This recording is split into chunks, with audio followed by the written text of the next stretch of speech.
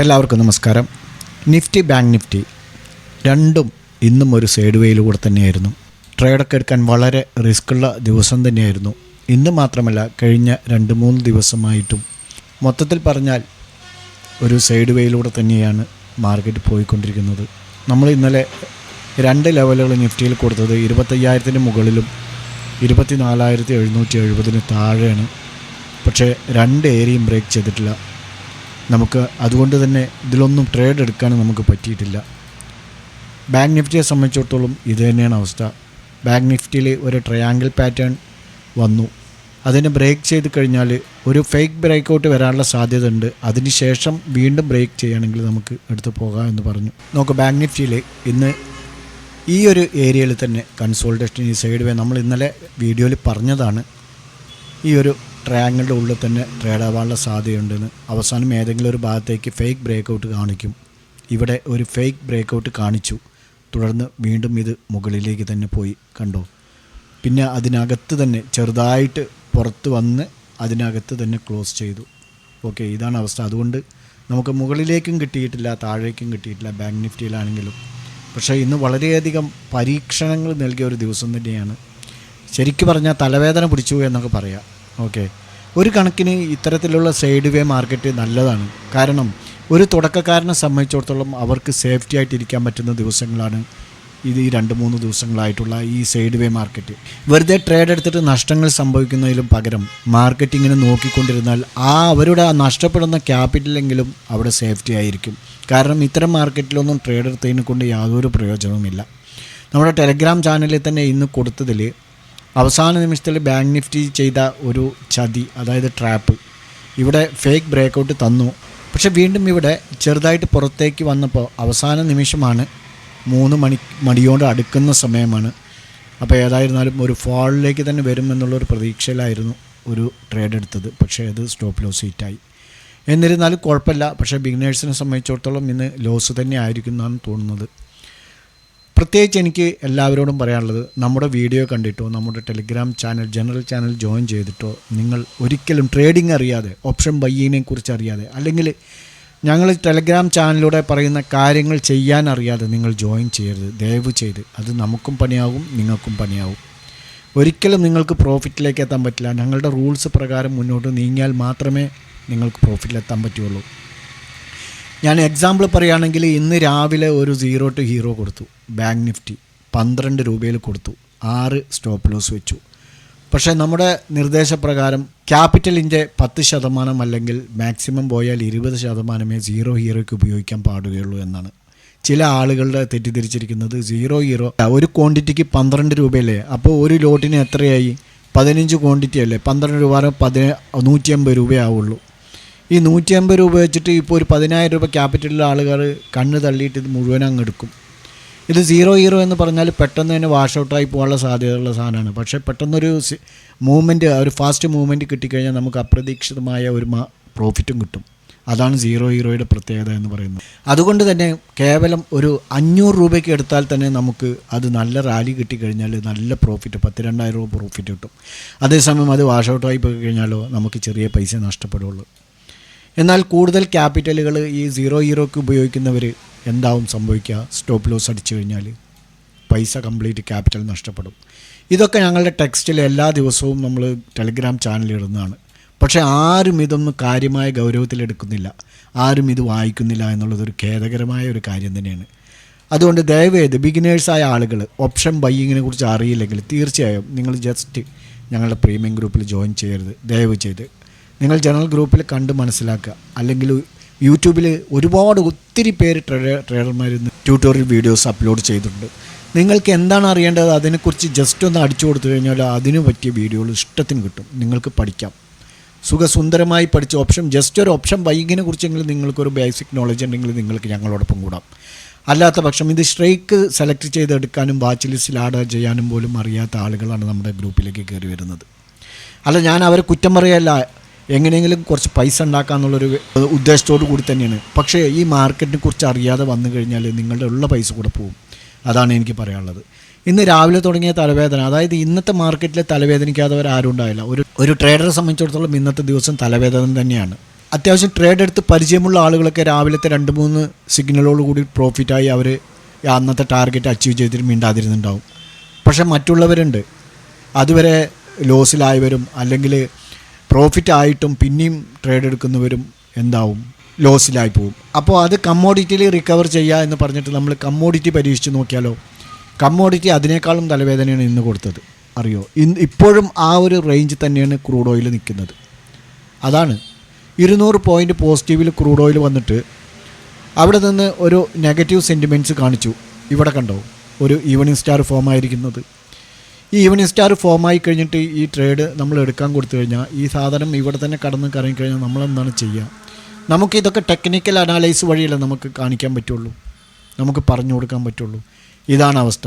6500 puttu crude oil ഒരു 6.5 മണി നേരത്ത് 166 എടുക്കുക, 165 to 170 എടുക്കുക, 63 സ്റ്റോപ്പ് ലോസും വയ്ക്കുക, 3 പോയിൻ്റ്. കാരണം അത് ഇന്നത്തെ ആ ക്രൂഡ് ഓയിലിൻ്റെ അവസ്ഥ കണ്ടിട്ട് എനിക്ക് മനസ്സിലായി ഇത് എന്തോ ഒരു ട്രാപ്പിനുള്ള പരിപാടിയാണ്.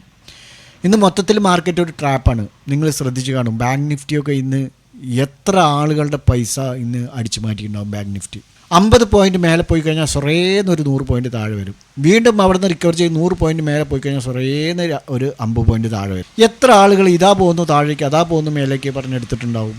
അതൊക്കെ കഴിഞ്ഞിട്ട് ഞാൻ പറഞ്ഞു വന്നത് ക്രൂഡ് ഓയിലിലേക്ക് വന്നപ്പോൾ ക്രൂഡ് ഓയിലും ഞങ്ങൾക്ക് പണിയാണ് തരുന്നത്. 166 65 to 170 എൻട്രി പ്രൈസ്, പക്ഷേ ഞങ്ങൾക്ക് 166 കിട്ടി. പിന്നെ അവിടെ നിന്ന് അങ്ങോട്ട് അത് 170 171 വരെ പോയിട്ട് നേരെ താഴെ വന്ന് 163 സ്റ്റോപ്പ് ലോസ് ഹിറ്റായി. അത് കുറച്ചും കൂടെ താഴെ പോയി. അങ്ങനെ ഒരു 160 159 കടന്നിട്ട് കുറച്ച് നേരം കൺസോൾട്ടേഷനായിട്ട് വീണ്ടും തിരിച്ച് വരുമ്പോൾ 171 എടുക്കാൻ പറഞ്ഞു. 180 ഫസ്റ്റ് ടാർഗറ്റും 190 സെക്കൻഡ് ടാർഗറ്റും അങ്ങനെ എന്തോ കൊടുത്തു. അത് 171 എൻട്രി ലഭിച്ചു. 180 വരെ വന്നു. ഫസ്റ്റ് ടാർഗറ്റ് ഹിറ്റായി. അതിനുശേഷം വീണ്ടും അത് താഴേക്ക് വന്നു. പക്ഷേ ഫസ്റ്റ് ടാർഗറ്റ് ഹിറ്റായി, ഞങ്ങൾ പ്രോഫിറ്റ് ബുക്ക് ചെയ്തു. ഞാൻ പറഞ്ഞു വന്നത് ഇപ്പോഴും ആ പ്രൈസ് എവിടെ നിൽക്കുന്നത് നോക്കൂ, 175. ഇതാണ് അവസ്ഥ, ഇന്നത്തെ അവസ്ഥ. 1 അവർ ക്യാൻഡിലാണ്. നിങ്ങൾ പ്രത്യേകം ശ്രദ്ധിക്കേണ്ട ഒരു കാര്യം, 1 അവർ ക്യാൻഡിലാണ്. 3 മണിക്കൂറായിട്ട് ക്രൂഡ് ഓയിലിൻ്റെ അവസ്ഥ നിങ്ങൾ നോക്കിയേ. 3 മണിക്കൂറായിട്ട് ക്രൂഡ് ഓയിലിൻ്റെ അവസ്ഥ നിങ്ങൾ നോക്കിയേ. ഒരു ബിഗിനറൊക്കെ ഇത്തരത്തിലുള്ള മാർക്കറ്റിൽ വന്നുപെട്ടാൽ എന്താവും അയാളുടെ അവസ്ഥ? എവിടെന്നെങ്കിലും ഒരു 10,000 10,000 രൂപ സംഘടിപ്പിച്ചിട്ട് വന്നിട്ട് ഈ ഡിമാറ്റ് അക്കൗണ്ടിലിടും. എന്നിട്ട് ക്രൂഡ് ഓയിൽ എടുക്കുക, കമ്മോഡിറ്റി ചെയ്യുക, നാച്ചുറൽ ഗ്യാസ് ചെയ്യുക എന്നും പറഞ്ഞിട്ട് വന്നാൽ ഇതുപോലുള്ള മാർക്കറ്റിൽ നിങ്ങൾക്കൊന്നും ചെയ്യാൻ പറ്റില്ല. അതുകൊണ്ട് സഹോദരന്മാരെ, നിങ്ങൾ നന്നായിട്ട് പഠിക്കുക. മാർക്കറ്റിനെ കുറിച്ച് ജസ്റ്റ് ഒരു ബേസിക് നോളജെങ്കിലും വേണം ഞങ്ങളുടെ പ്രീമിയം ഗ്രൂപ്പിൽ ചേരാൻ. അല്ലാത്തവർ ദയവ് ചെയ്ത് ചേരരുത് എന്ന് മാത്രമാണ് എനിക്ക് പറയാനുള്ളൂ. ഓക്കെ, ബേസിക് നോളജ് ഉണ്ടെങ്കിൽ ഞങ്ങൾ പറയുന്ന രൂപത്തിൽ എടുക്കാനും കൊടുക്കാനും അറിയാം എന്നുണ്ടെങ്കിൽ നിങ്ങൾക്ക് ധൈര്യമായിട്ട് ഞങ്ങളോടൊപ്പം കൂടാം. ഓക്കെ, നാളെ നമുക്ക് ബാങ്ക് നിഫ്റ്റി എങ്ങനെ ട്രേഡ് ചെയ്യാനുള്ള സാധ്യതകൾ ഉണ്ട് എന്നൊക്കെ നമുക്ക് നോക്കാം. ഓക്കെ, നമുക്കാദ്യം ബാങ്ക് നിഫ്റ്റിയിൽ നോക്കാം. ബാങ്ക് നിഫ്റ്റി ഇന്ന് ഒരു മന്ത്ലി എക്സ്പയറി ഡേ കൂടിയായിരുന്നു. അതുകൊണ്ട് തന്നെ ഹ്യൂജ് വോളറ്റൈൽ എന്ന് തന്നെ പറയാം. ആളുകളെ ശരിക്കും വെള്ളം കുടിപ്പിച്ച ഒരു ദിവസം തന്നെ എന്നൊക്കെ പറയാം. ഓക്കെ, അപ്പോൾ ഇന്ന് മന്ത്ലി കഴിയുന്ന ഒരു ദിവസമാണ് അല്ലേ? അപ്പോൾ അതുകൊണ്ട് നമുക്ക് മന്ത്ലി ക്യാൻഡിലാണ് ഫസ്റ്റ് നമുക്ക് നോക്കേണ്ടത്. അതെന്തിനാണ് മന്ത്ലി ക്യാൻഡിൽ നോക്കുന്നതെന്ന് വെച്ചാൽ എല്ലാ മാസവും, അതായത് കഴിഞ്ഞ മാസം കഴിഞ്ഞു, ഇനി അടുത്ത മാസം, ഈ കഴിഞ്ഞ മാസത്തെ ടെക്നിക്കൽ വെച്ച് നമുക്ക് അടുത്ത മാസം എങ്ങനെയൊക്കെ ട്രേഡ് ആവാനുള്ള സാധ്യത ഉണ്ട് എന്നുള്ളത് നമുക്ക് പെട്ടെന്ന് കുറച്ച് കണ്ടുപിടിക്കാൻ കഴിയും. അതുകൊണ്ടാണ് മന്ത്ലി എടുക്കുന്നത്. നമ്മളിപ്പോൾ ഞായറാഴ്ചകളിൽ വീക്കിലി എടുക്കുമല്ലോ, അതുപോലെ മന്ത്ലി ക്യാൻഡിൽ നമ്മൾ മന്ത്ലി എടുക്കും. ഇപ്പോൾ നോക്കൂ, ഇവിടെ മാർക്കറ്റ് ക്ലോസായി. ഇനി നാളെ മന്ത്ലി ക്യാൻഡിൽ ഇവിടെ സ്റ്റാർട്ടാവും. അത് നമുക്ക് മനസ്സിലായി. മാത്രമല്ല, ഈ കഴിഞ്ഞ ഒരു 2 വർഷക്കാലമായിട്ട് നിങ്ങൾക്ക് കാണാൻ കഴിയുന്നുണ്ടാവും, ഈ ഒരു ലൈനിൽ അപ്പ് ട്രെൻഡിലേക്കാണ് ബാങ്ക് നിഫ്റ്റി ആണെങ്കിലും വന്നിരിക്കുന്നത്. ഓക്കെ, അപ്പോൾ എല്ലാ കാലത്തും ഇങ്ങനെ ഒരേ പോക്ക് പോവോ? ഇല്ല, ഒരിക്കലും പോകില്ല. കാരണം ഇങ്ങനെ പോയി കഴിഞ്ഞാൽ നിഫ്റ്റിയുടെയും ബാങ്ക് നിഫ്റ്റിയുടെയൊക്കെ സ്റ്റോക്കുകൾ ഇപ്പോൾ ഞാനോ നിങ്ങളൊക്കെ കുറച്ച് കാശുണ്ടെങ്കിൽ വാങ്ങി ഹോൾഡ് ചെയ്ത് കഴിഞ്ഞാൽ, വെറുതെ ഒരു 2 കൊല്ലോ 3 കൊല്ലോ ഹോൾഡ് ചെയ്ത് കഴിഞ്ഞാൽ, ഇപ്പോൾ 100 രൂപയ്ക്ക് വാങ്ങുന്ന സ്റ്റോക്കുകൾ ഇങ്ങനെ ഇതേ ഒരു റാലിയിൽ തന്നെ പോയിക്കൊണ്ടിരുന്നാൽ അതിൻ്റെയൊക്കെ പ്രൈസ് എവിടെ എത്തും? നമുക്ക് ജാളിയായിട്ട് ഒരു 5 വർഷം ഇൻവെസ്റ്റ് ചെയ്തിട്ട് സുഖസുന്ദരമായി എടുത്ത് ഭക്ഷിച്ചു കൊണ്ടിരിക്കുക. അപ്പോൾ അത് എന്തായാലും നടക്കില്ല. ഓക്കെ അല്ലേ? അത് എന്തായാലും നടക്കാൻ വിടില്ല. മാർക്കറ്റ് എന്ന് പറയുന്നത്. അപ്പോൾ ഇങ്ങനെ ഭയങ്കര ഹ്യൂജായിട്ട് മുകളിലേക്ക് റാലി നടത്തി, ഇപ്പോൾ 2 വർഷത്തോളം ഇപ്പോൾ ഇങ്ങനെ നടത്തി. ഇനി ഇവിടെ നിന്ന് തീർച്ചയായും താഴേക്ക് വരും മാർക്കറ്റ്. ഇനി താഴേക്ക് വന്ന് തന്നെയായിരിക്കും ഇനി മുകളിലേക്ക് പോകാനുള്ള സാധ്യതയുള്ളൂ. അത് മാർക്കറ്റ് അങ്ങനെയാണ്. കാരണം അല്ലെങ്കിൽ നേരത്തെ പറഞ്ഞ രൂപത്തിൽ സ്റ്റോക്കുകളൊക്കെ ഹൈ റേറ്റിലാവും. ഇൻവെസ്റ്റ് ചെയ്തവരെല്ലാം വലിയ പണക്കാരായി മാറും. അതൊരിക്കലും സംഭവിക്കില്ല. അത്ര പെട്ടെന്നൊന്നും പണക്കാരാവാൻ കഴിയില്ല. ഓക്കെ, അപ്പോൾ മാർക്കറ്റ് ഇങ്ങനെ വരുന്ന സമയത്ത്, ഈ സമയത്താണ് ഒരുപാട് ഫേക്ക് ന്യൂസുകളൊക്കെ വരിക.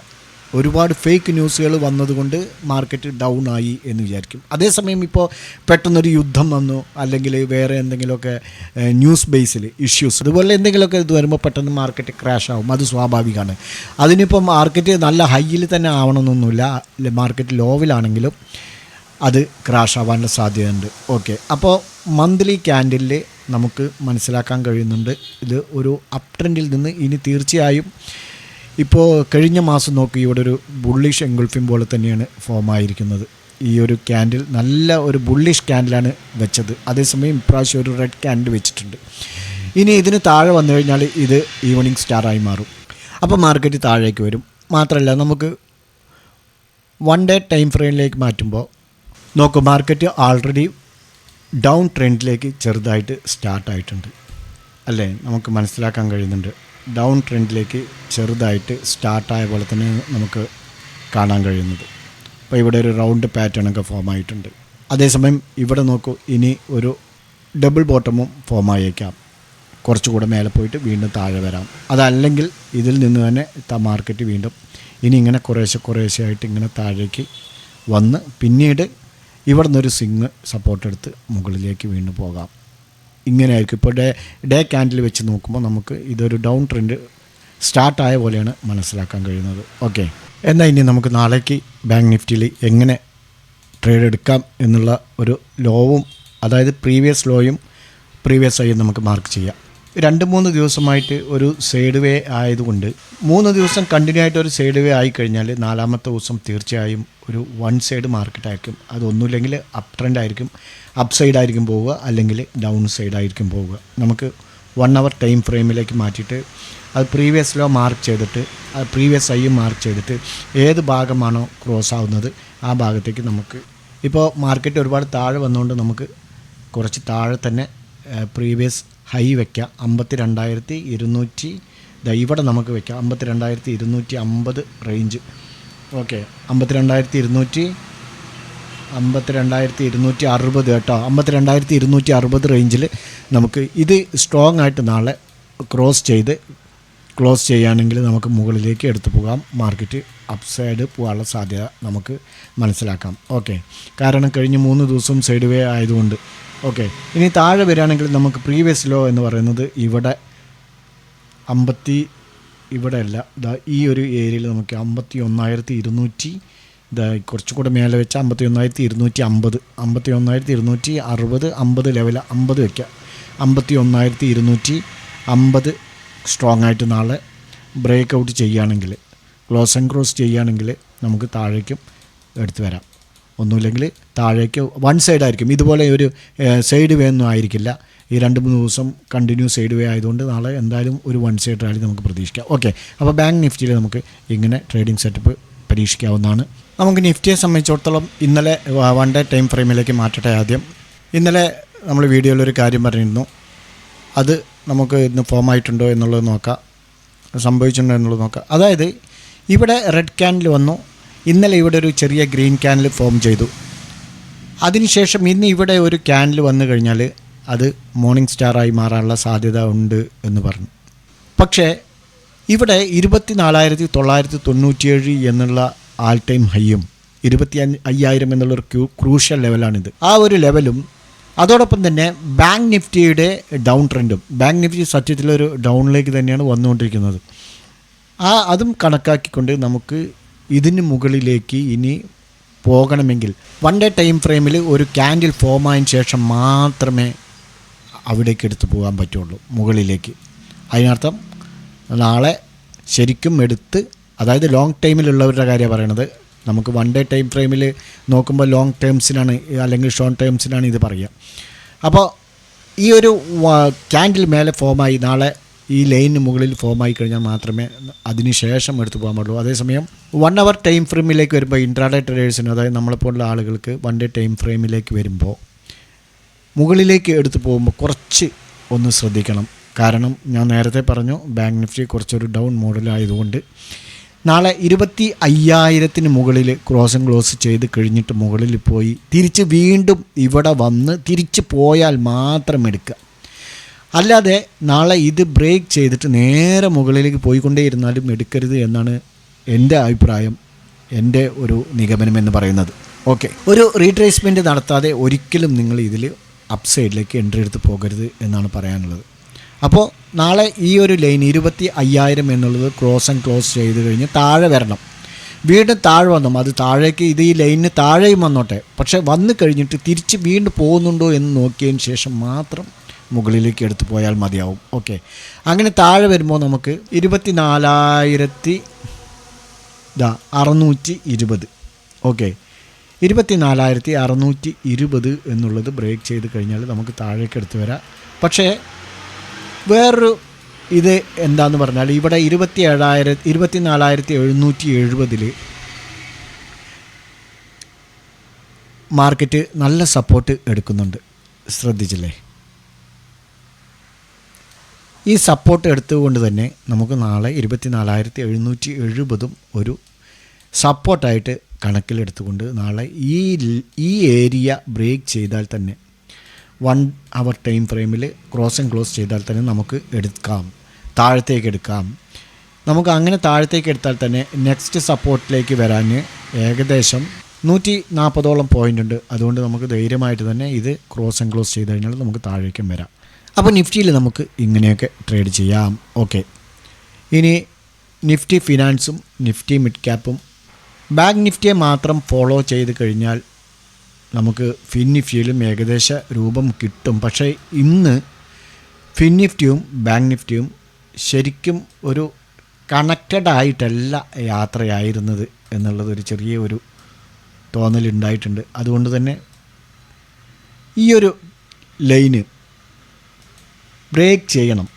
ഈ ഒരു ലൈൻ ബ്രേക്ക് ചെയ്ത് വീണ്ടും റീടെസ്റ്റ് എടുത്ത് ഇവിടെ കുറച്ച് നേരം കൺസോൾട്ടേഷൻ ആവാനുള്ള സാധ്യത ഉണ്ട്. അതേസമയം മുകളിലേക്ക് പോകുമ്പോൾ ഈ ലൈൻ സ്ട്രോങ് ആയി ക്ലോസ് ചെയ്താൽ മാത്രമേ ഫിൻ നിഫ്റ്റിയിൽ മുകളിലേക്ക് എടുത്ത് പോകാൻ പാടുള്ളൂ. ഇനി അതല്ലെങ്കിൽ ഈ ഒരു ലൈന് ക്രോസ് ആവാൻ വേണ്ടി നിങ്ങൾ കാത്തിരിക്കണം. 23,638 എന്നുള്ള ഏരിയ. ഓക്കെ, താഴെ വരികയാണെങ്കിൽ 23,216 അപ്പോൾ മാത്രമേ ഇനി താഴേക്കും എടുത്തു വരാൻ പറ്റുള്ളൂ ഫിൻ നിഫ്റ്റിയെ സംബന്ധിച്ചിടത്തോളം.